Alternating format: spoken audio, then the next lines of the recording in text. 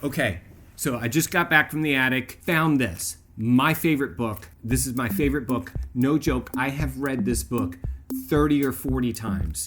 This book is actually from 1985. It was like it was in the DeLorean, and now it's here. There's more too. I'm going to show you that in a second, but let me tell you what happened, okay?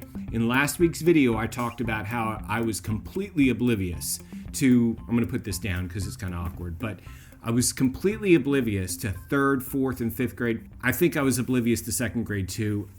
I don't really remember anything from 2nd grade. In 5th grade, the teacher, Mrs. Bogle, passes out 30 of these guys to everybody in the class, right? Now, if you got last week's story, I barely could read, and I never had read a book in my life. She's excited about it. The other kids are excited about it. We're all going to read this book, right? By the way, it's called The Lion, the Witch, and the Wardrobe. Maybe I should have said that already. Everybody's got a book. I've got a book. I've also got a G.I. Joe guy right here in the desk, and I'm playing with it, and I'm like, what am I going to do with this thing? We go around the room, and everybody has to read a page, and it's getting closer and closer to me, and I'm starting to sweat, okay? It's getting bad. I'm getting nervous. I'm getting scared. It's getting closer to me. So you know what you do, because you did the same thing, right? You look ahead to see what page. 1, 2, 3, 4, 5. No idea what's going on in the book at all. But I know I'm 3 kids away, so it's going to be this page right here, right? Any big words in here? Conversation, right there. Conversation. So, I practice that way. I read the page, take a deep breath. Next kid goes, I'm out. I'm good. I'm back to the G.I. Joe guy. This goes on for a couple of days, a couple of weeks, whatever. I don't remember. But we're writing papers on the book, and we're discussing the book. I have no idea what's going on in this book, okay? Eventually, the book is gone. We're done. Don't forget, this book is one of the most precious things I've ever experienced in my whole life. I love this book. But at this point in the story, no clue what's going on, okay? So she collects the book. She takes the whole set back to wherever it came from, and I never see the book again. It's out of my life. Thank God that book is gone, because I'm not reading a book, right? Think how my life would have been if the story ends here, right? But it doesn't. They got this whole racket where they try to get money out of kids by having book fairs.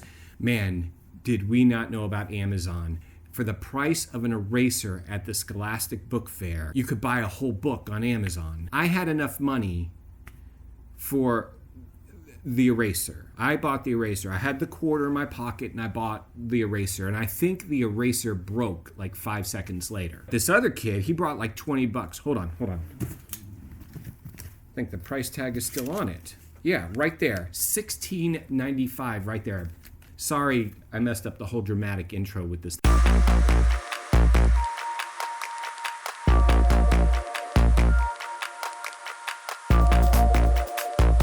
He goes to the book fair, and he comes back with this bad boy. Like, the whole room erupts in excitement because, they've all read this book, and they know whatever's going on in this book. They know about the 4 kids and the witch, and I don't want to spoil it for you. So they all completely wrap around his desk. Everybody's admiring this right here, okay?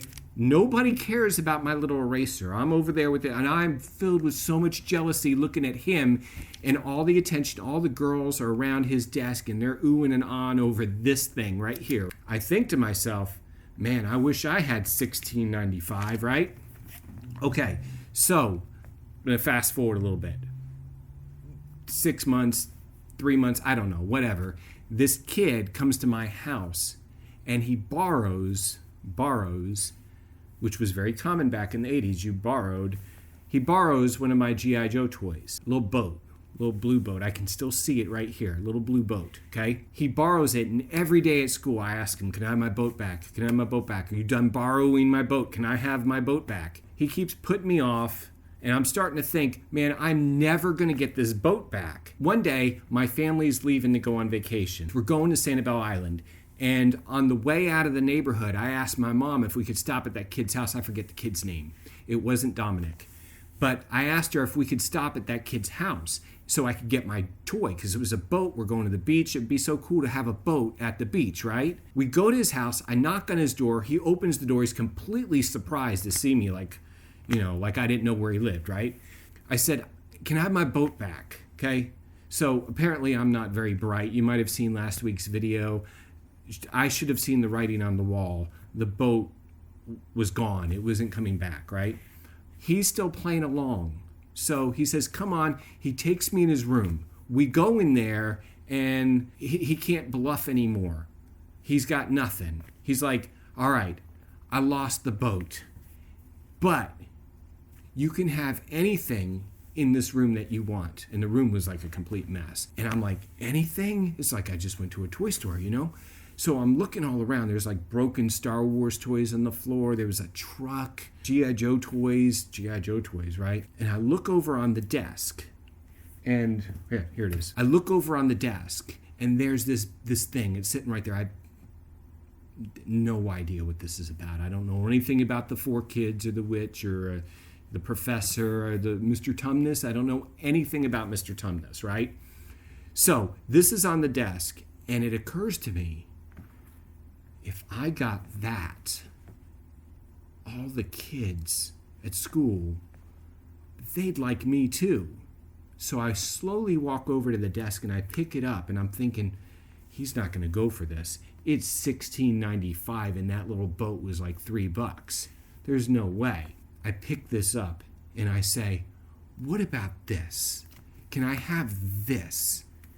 And he had this look of relief on his face, like, books? You want books? Why do you want books for? There's all these toys around here. It was like he was glad I wanted the books. Yeah, I want the books. And he said, yeah, take the books. And I ran out of that house.